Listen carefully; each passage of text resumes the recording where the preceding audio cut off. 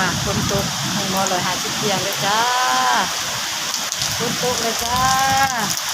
ทั้งฝนทั้งลมจ้ะ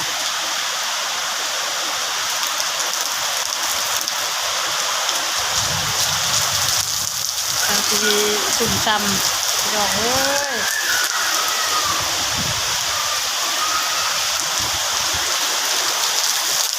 ก่อนรวมเวียงกัน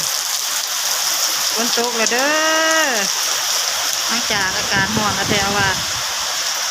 ร้อนแท้ร้อนว่าเช้าค่ำลาก็จะตัดสิเปียกกันนะความหอม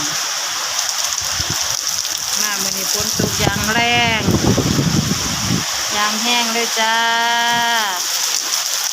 กินซ้ำเด้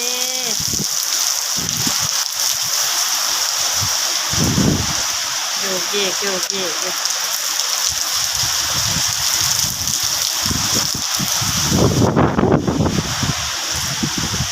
ถ่ายภาพบรรยากาศฝนตก